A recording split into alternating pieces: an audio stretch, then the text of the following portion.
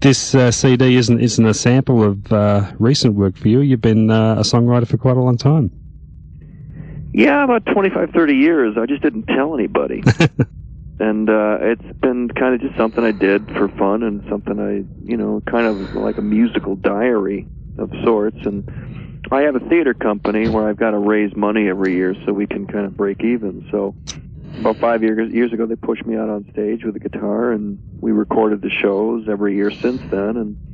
And I got to really enjoy it and write specifically for that show. And so that's kind of what the CD is. It's just kind of this, this show that I did to raise money for my theater. You say pushed up on stage. I believe you were a bit reluctant to get up and present your songs. Oh, I was the last one to, sign off on this thing. I just felt the last thing that the world needed was yet another actor, singer, songwriter. I know Russell Crowe has done it down there, and William Shatner up in the States. I mean, it's just no more, not one more. But I had fun with it, and a lot of what I do, and a lot of the songs I write are funny, and it became more of an entertaining show, and more, kind of a good share of it was comedy, and which made it different and made it kind of worth doing. I found out about this CD actually from Christine Lavin. She pointed me in your direction, and like Christine, as you mentioned, you seem to thrive on putting an element of humour in your songs. Is that the type of song that comes easiest to you? It seems to come. I write all kinds, but yeah, I definitely, when I get an idea that's funny, or I get something that's kind of a skewed kind of view of life, I jump into it. I had a song, I've got a bunch of new songs as well, and I got into a road rage incident last year or so, and this guy was screaming through my windshield at me, and I just said this would make a great song, and I ended up writing a song called Have a Good Life, Then Die. And it's just, sometimes it's just a phrase or just something, and I'll just hear it, and in my head, or someone will say something, and I'll just go, that's it, that's a song, and I'll make a note of it and go do it. How important is it to you as an actor to have another creative outlet like this?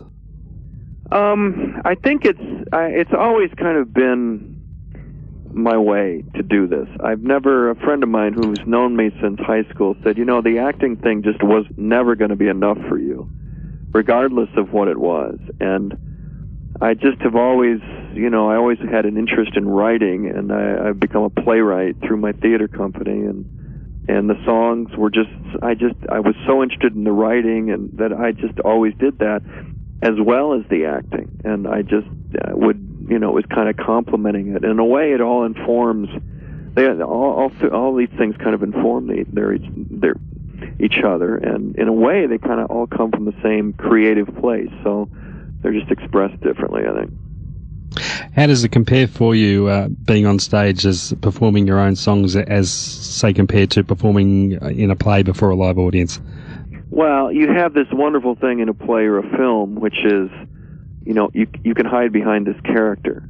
Mm-hmm. And it took me a while to figure out that there's a character that you can sort of play when you walk out and do your stuff. But there is a nakedness to it, especially when you write the stuff. And if you really want to do it well, and sing it well, play it well, and even act it well and perform it well, I mean, you've got to kind of open up and let them in.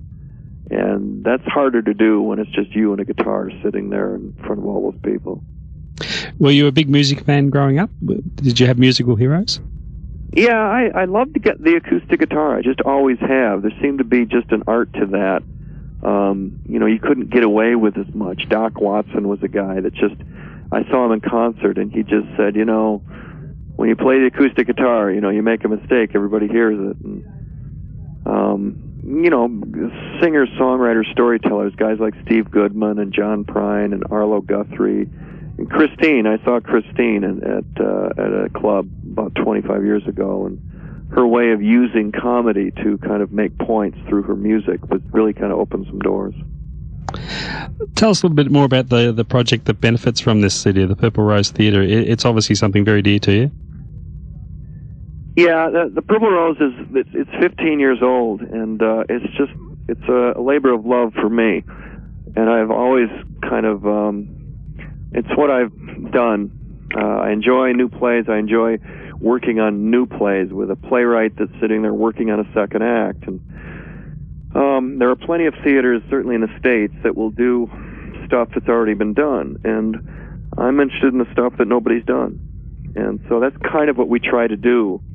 And in our case, we care less about what Broadway and New York thinks, and more about playwrights that are willing to write for the people that sit in our seats, and that we've gotten a lot of success from writing about the people that buy our tickets. If you write about them, they'll come. Going by some of the songs on the CD, you appear to get a lot of inspiration from your hometown area there. Yeah, I mean, everything's fair game, and certainly things that happen around town. And I've got songs on the CD that are about my first car, a 1964 Blue Valiant, and my relationship with my wife, when we were dating, is in there. When the fact that I have yet to win an argument after 26 years of marriage is reflected in the song called "If I Weren't So Stupid, You Wouldn't Be So Smart."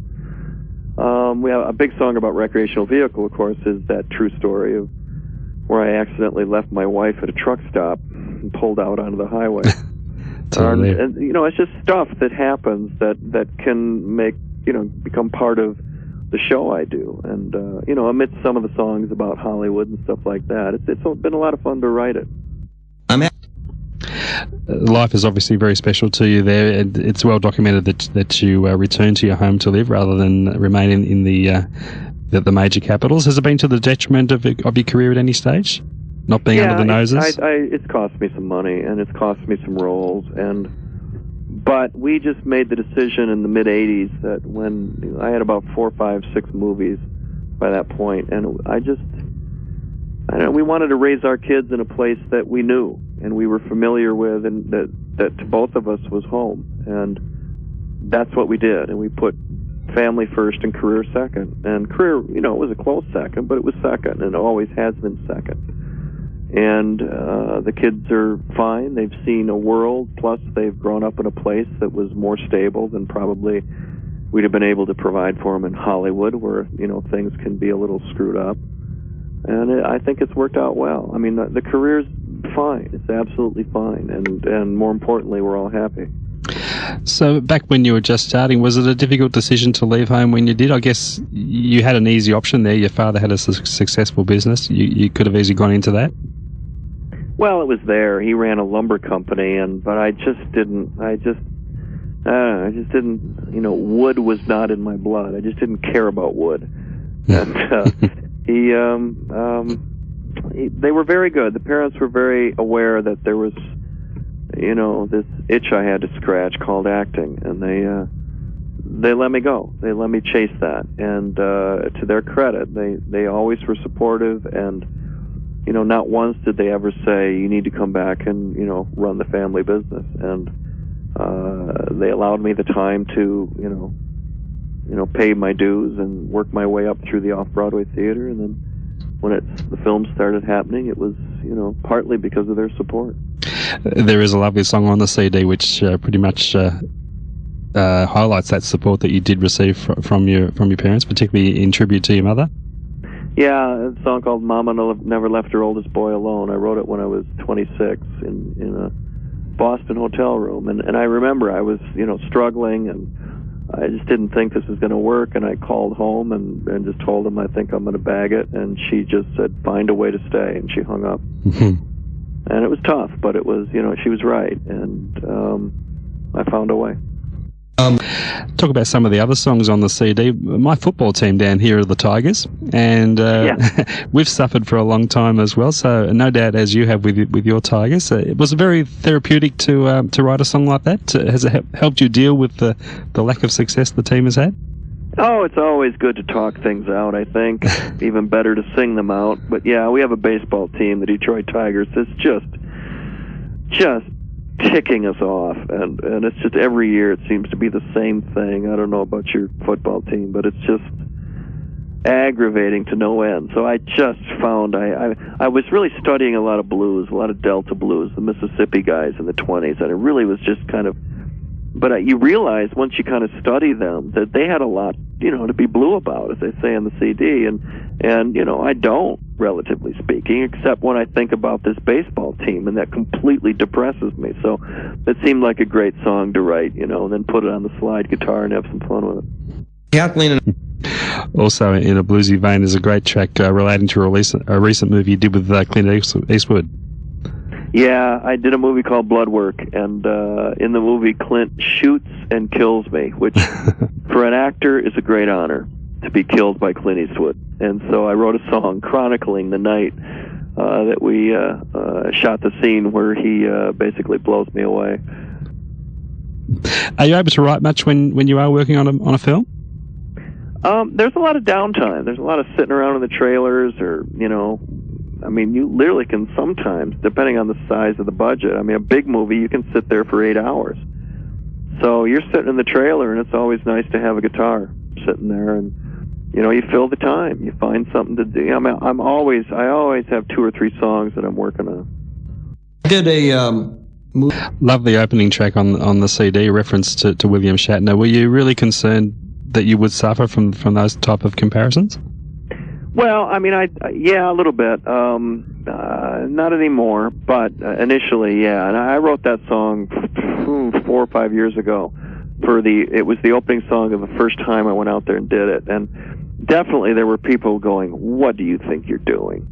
And when I played in New York, I played a club called Birdland, and that audience. It was as if the whole audience sat there with their arms folded, just crossed in front of their chest, like going, "Okay, we paid the money, but we're here to see a train wreck. Go ahead." And so I called him on it. I said, "You're already judging me, aren't you? I haven't played a note, and you think I'm going to fail. Well, I don't blame you." Little song I wrote called "If William Shatner Can, I Can Too." And so I launched into that, and, I had him. Yeah, it's a great opener. You Can Drink an Ugly Girl Pretty is quite a tune, and I guess an example of what you were saying before about picking up things in day-to-day life that turn into song ideas. Yeah, that was just, in Texas, as I say in the CD, in Texas, this sort of passes as a love song. It's politically incorrect. But it's based on a bar sign, one of those bar humor things that was behind a bar in Waxahachie, Texas. And I saw the sign, I just said, "Oh, man." And there happened to be just the skinniest guy in the world just sucking cigarettes down at one end of the bar, and at the other end bar was the largest woman I'd ever seen. And I saw the sign, I saw these 2 people, and I said, I just got to bring these 2 kids together and write a little love song. It's a strange love song, but it's a love song.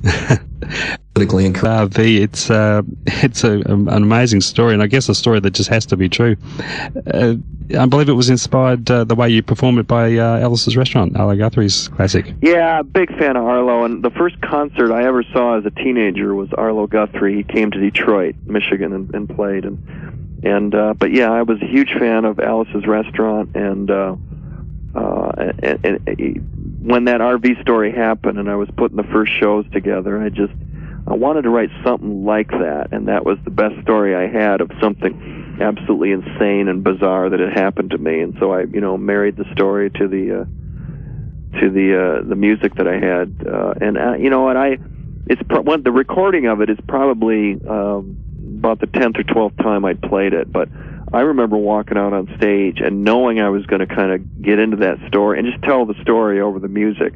I had never rehearsed it all the way through until I walked in front of the audience, which was, there was stuff that came out of just performing it for people and telling it for an audience that was cracking up, that kind of, that was so much better than just trying to sit in a room and write it down. Yeah.